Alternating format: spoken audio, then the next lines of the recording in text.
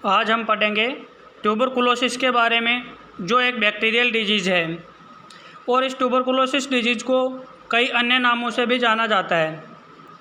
वो है आपके पल्स डिजीज़, पथाइसिस और ग्रेट वाइट प्लेग के नाम से या ग्रेट वाइट प्लेग के नाम से ट्यूबरकुलोसिस नामक रोग को जाना जाता है, जिसको अपन साधारण भाषा में टीबी कहते हैं। लेकिन इसी टीबी को 3-4 अन्य नामों से जाना जाता है। वो है आपके पल्स डिजीज़, पथाइसिस और ग्रेट वाइट प्लेग। इन सभी नामों से टीबी या ट्यूबरकुलोसिस नामक रोग को जाना जाता है। यह पशु और मनुष्य में एक दूसरे से फैलने वाली बैक्टीरियल व जूनोटिक डिजीज़ है। जूनोटिक डिजीज़ का मतलब होता है कि ऐसा रोग जो पशुओं से मनुष्य में और मनुष्य से पशुओं में फैलता है, उन सभी रोगों को जूनोटिक डिजीज़ कहते हैं। अब अपन बात करें ट्यूबरकुलोसिस की एटियोलॉजी या बैक्टीरिया के बारे में, तो ट्यूबरकुलोसिस की एटियोलॉजी है आपके माइकोबैक्टीरियम ट्यूबरकुलोसिस। यह एक जीवाणु होता है जो टीबी नामक रोग पैदा करता है।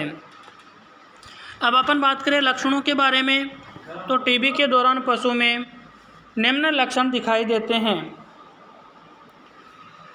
सबसे पहला लक्षण है कि टीबी के लक्षण धीरे धीरे कुछ समय बाद प्रकट होते हैं, इसलिए इसे क्रोनिक इंसाइडस कंटेजियस डिजीज़ कहते हैं।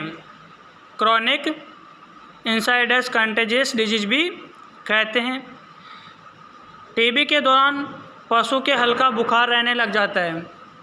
पशु को लंबे समय तक हल्का बुखार रहता है, जिसके कारण पशु धीरे धीरे खाना पीना कम कर देता है, जिससे पशु का वज़न कम होने लगता है। नेक्स्ट है, पशु को सांस लेने में दिक्कत होने लगती है और खांसी आती है तथा पशु का दम फूलने लगता है। यानी टीबी के दौरान पशु को सांस लेने में परेशानी होती है, पशु बार बार खांसता है और पशु का सांस फूलना शुरू हो जाता है, यानी हाँफने जैसी श्वसन क्रिया पशु टीबी के दौरान करता है। नेक्स्ट लक्षण है, पशु के अड्डर में छोटी छोटी गांठें होने लग जाती है और वहाँ पे सूजन आ जाती है और पशु के ऐन पर हाथ लगाने पर पशु दर्द महसूस करता है। नेक्स्ट सिम्टम है, पशु के दूध में छिचड़े आने लगते हैं। टीबी के दौरान पशु के दूध में छिचड़े आने लगते हैं। यदि आर में या आरनाल में, यदि पशु के आरनाल में टीबी है तो पशु को दस्त होते रहते हैं, क्योंकि पशु जो भी आहार खाता है उस आहार का सही तरीके से डाइजेशन नहीं हो पाता है, जिसके कारण पशु को दस्त हो जाते हैं। अगला लक्षण है, पशु के गोबर में म्यूकस, मवाद व खून आदि आने लग जाता है। और यदि पशु के गर्भाशय में टीबी है और पशु गर्भित है तो उस गर्भित पशु का एबॉर्शन हो जाता है। तो टीबी के दौरान ये सभी लक्षण पशु में दिखाई देते हैं। अब अपन बात करते हैं टीबी के डायग्नोसिस के बारे में कि किस प्रकार अपन पता लगाएंगे कि पशु के टीबी है। तो सबसे पहले अपन पता लगाएंगे लक्षणों के आधार पर, अकॉर्डिंग टू सिम्टम।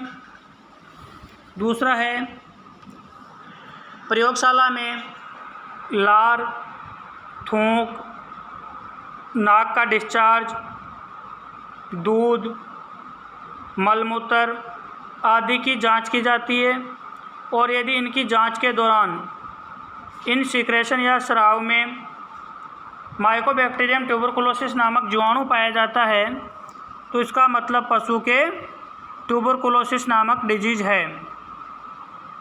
इसके अलावा टीबी के डायग्नोसिस के लिए ट्यूबरकुलिन टेस्ट भी किया जाता है, जो केवल टीबी में ही किया जाता है। अब अपन देखते हैं कि टीबी का उपचार क्या है या किस प्रकार से पशु के इलाज किया जाता है। टीबी एक ऐसी बीमारी है जिसका इलाज शुरू होने के बाद पूरा कोर्स लेना पड़ता है और इसका पूरा कोर्स है जो काफ़ी लंबे समय तक चलता है। अन्यथा जो टीबी के लिए दवाई दी जाती है उस दवा के प्रति ये जीवाणु रेसिस्टेंस हो जाता है और उस जीवाणु पर दवा का असर नहीं हो पाता है। तो टीबी का इलाज एक बार शुरू करने के पश्चात जब तक इसका कोर्स पूरा नहीं होता है तब तक बंद नहीं करना चाहिए, क्योंकि जो टीबी का जीवाणु है वो इन दवाइयों के विरुद्ध एंटीबॉडी बना लेता है।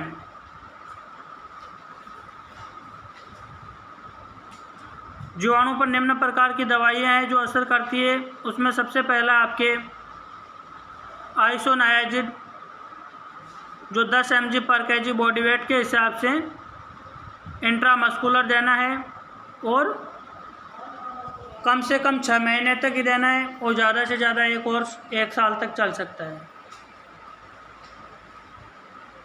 इसके साथ ही अगर अपने पास आइसोनायाजिड नहीं है तो अपन स्ट्रेप्टोमाइसिन है वो 0.5 या 2.5 ग्राम, mg में नहीं बता रहा मैं, यहाँ पे ग्राम में बता रहा हूँ आपको, कि स्ट्रेप्टोमाइसिन है वो 2.5 ग्राम इंट्रामस्कुलर देना है। इसके अलावा पशु को खांसी आती है, दस्त होते हैं या कफ वगैरह आता है, खून आता है, तो उसके प्रति भी उसका सपोर्टिव ट्रीटमेंट टीबी के अंतर्गत दिया जाता है। अब अपन बात करें कंट्रोल के बारे में कि किस प्रकार से टीबी का कंट्रोल किया जा सकता है। सबसे पहले क्या करना है, रोगी पशु को फार्म से हटा दें। दूसरा तरीका है, रोगी व्यक्ति से पशु का दूध नहीं निकलवाना चाहिए। नेक्स्ट है, नए पशु खरीदने से पहले ट्यूबरकुलिन टेस्ट करें। अगर नया पशु कोई खरीदकर फार्म पर ला रहे हो तो उसका ट्यूबरकुलिन टेस्ट करना चाहिए ताकि अन्य स्वस्थ पशुओं में टीबी जैसी संक्रामक बीमारी नहीं हो। तो ये आपके ट्यूबरकुलोसिस डिजीज़ है जो यहाँ पे कंप्लीट हो जाता है।